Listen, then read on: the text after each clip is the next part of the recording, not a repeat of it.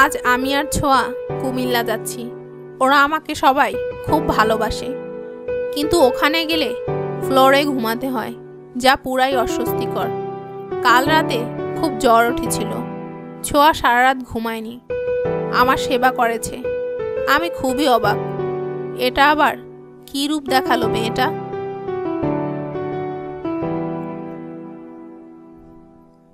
আজ ঢাকার জন্য রওনা দিয়েছি। ট্রেনে মেয়েটা বারবার আমার দিকে তাকাচ্ছিল। কাহিনী কি কে জানে। পরে গানও শুনিয়েছি, গুনগুন করে সেও গেয়েছিল, কিন্তু গানের গলা তেমন ভালো না। হা হা। ছোঁয়াও হেসে দিল। ঝুম বৃষ্টিতে আজ গান শোনালাম আমি। মেয়েটা মনে হয় আমার গান খুব পছন্দ করে। আমারও ওরে গান শোনাতে খুব ভালো লাগে। সে মুগ্ধ শ্রোতার মতো শুনে। রাতে আবার জ্বর উঠছিল। এই মেয়েটা ড্রেস চেঞ্জ করেছে আমার। হায় হায়, মেরা ইজ্জত লুটলি উসনে। আচ্ছা, এই মেয়েটা কি আমাকে ভালোবাসে? ছোঁয়া হেসে দিল, পাগল একটা। আজ একসাথে শপিংয়ে গেলাম, ঘোরলাম অনেকক্ষণ। মেয়েটা অদ্ভুতভাবে ফুচকা খায়, খুব আয়েশ করে।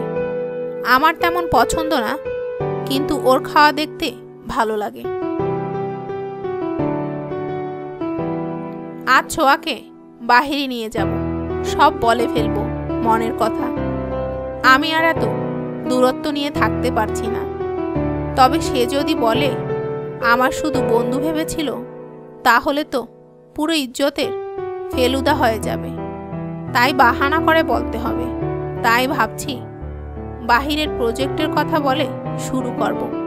দেখা যাক কি হয়। খুব অবাক হলাম, তার চেয়ে বেশি কষ্ট পেলাম। ছোঁয়ার মনে আমার জন্য কোনো ফিলিংস নেই। ভেবেছিলাম ভালোবেসে ঘর বাঁধব, তবে আর তা সম্ভব হলো না।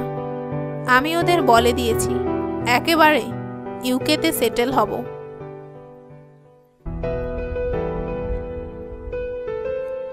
হয়তো ছোঁয়াকে এবার ভুলতে পারবো না। কষ্ট এখানেই। ছোঁয়া কখনোই আমার ভালোবাসা বুঝলো না, না আগে না এখন। হয়তো এই কয়দিনেই ছোঁয়ার সাথে আমার শেষ সময়। আমি সারা জীবনে স্মৃতি হিসেবে এগুলো রেখে দিব। কাল চলে যাব। হয়তো ভেবেছিলাম ছোঁয়া একবারের জন্য হলেও আমাকে আটকাবে, কিন্তু তা হলো না।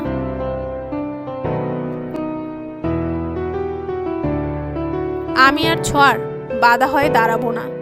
ওখান থেকেই ডিভোর্স পেপার পাঠিয়ে দিব, কারণ দেশে থেকে এই মুহূর্তটা সহ্য করতে পারবো না। ছোঁয়া চিৎকার করে কেঁদে উঠল। আশেপাশে সবাই ছোঁয়ার কাছে চলে আসলো। কি হয়েছে সবাই জিজ্ঞেস করতে লাগলো। ছোঁয়া কেঁদেই চলেছে। ফোনটা অনবরত বেজেই চলছে। উষা ভাইয়ার ফোন। হ্যালো।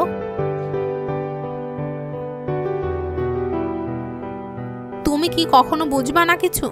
বুদ্ধির কি মাথা খাইছো? উষা ভাইয়া, তানিম কোথায়? তুমি ওর নাম আর মুখে নিবা না। তোমার সাথে রাগ করে সে চলে যাচ্ছে, নিজের বাবা মাকেও ছেড়ে, শুধুমাত্র তোমার জন্য। নিজের জিনিসটাকে আগলেও রাখতে পারলে না। তোমার মতো অভাগা আর নেই। তুমি হীরার মূল্য কি বুঝবা? কখনো কি বুঝবাও না? কেঁদে কেঁদে ভাইয়া। তানিমকে একটু ফোনটা দেন। সে চলে গেলে এই বলে ফোনটা কেটে দিল। ছোঁয়া পাগলের মতো দৌড়াচ্ছে আর তানিমকে ফোন দিচ্ছে। ফোন বেজেই যাচ্ছে, তানিম ফোন রিসিভ করছে না। সে শেষের মুহূর্তে আর ভেঙে পড়তে চায় না।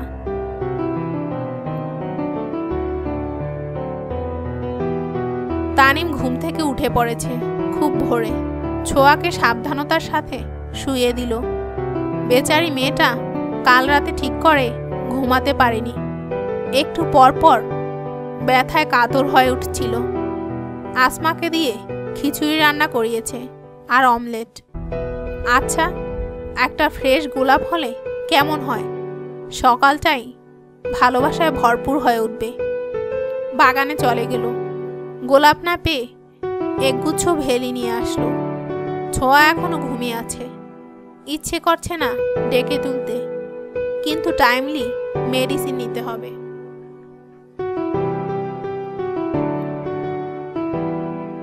খুব আদরের সাথে ডাকলো। উঠতে চাচ্ছিল না। তানিম টেনে তুলল। Good morning sweetheart.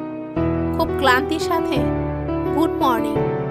ছোঁয়া খাট থেকে নামতে গিয়ে খেয়াল করলো পা ফুলে বালিশ হয়ে আছে, হাতও সেম। নামতে কষ্ট হচ্ছিল।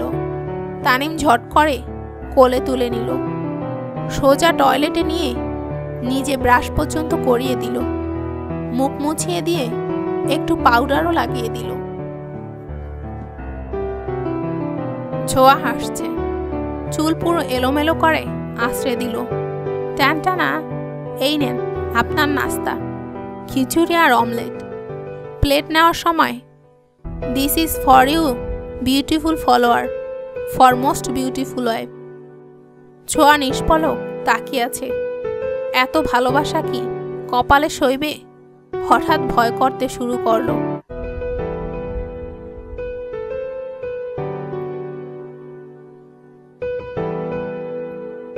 কি হলো, পছন্দ হয়নি? হয়েছে। সাজিয়েছি তোমার ছবি ভেলি ফুলে। তুমি কি রাগ করেছ গোলাপ দেইনি বলে? তুমি তো বউ আমার, গোলাপের চেয়ে দামি। তাই তো সব সময় তোমার এত কেয়ার করি। ছোঁয়া মুচকি হেসে তানিমের চুলে আলতো হাত বুলিয়ে দিল। তানিমের মনে হলো শত শত প্রজাপতি তার মাথার উপর দিয়ে ডানা মেলে রঙিন আকাশে উঠছে, আর তাকে একটু রঙিন ছোঁয়া দিয়ে গেল।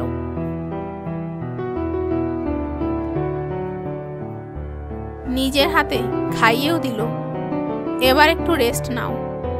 না, আমার ভালো লাগছে না। আমি আপনার সাথে লাইব্রেরিতে যাব। আমার একা একা ভালো লাগে না, বোর লাগে। আচ্ছা, আমি লাইব্রেরিতে যাব না। আজ কাজ বন্ধ, সারাটা দিন তোমার। ছোঁয়া খুশি হয়ে গেল।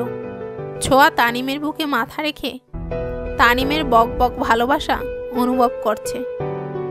ছোঁয়াকে ছোট্ট একটা বাচ্চা মেয়ের মতো যত্ন করে তানিম। আরে আমার এত যত্ন করতে হবে না, ঠিক আছে। আজব তো, বউ কি আমার 14টা? Only one piece. আপনার সাথে কথা বলে আমি পারবো না। আপনি মনে হয় টং দোকানের শামচু ভাইয়ের বউয়ের সাথে বসে আছি। ভালো হয়েছে, তুই বা তুমিই তো ঠিক ছিল। আমি তুমি বলতে পারবো না।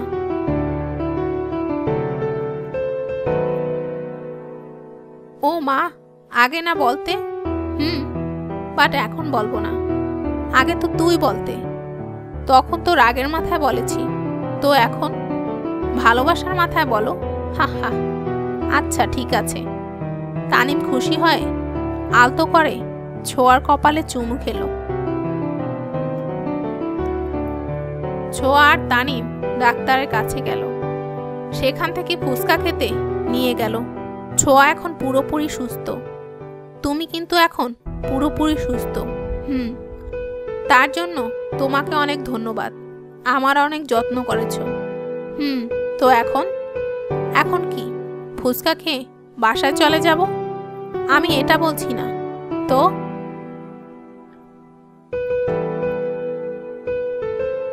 বলছি তুমি তো এখন হাঁটতে চলতে পারো, সবকিছু রিপোর্টটাও ভালো।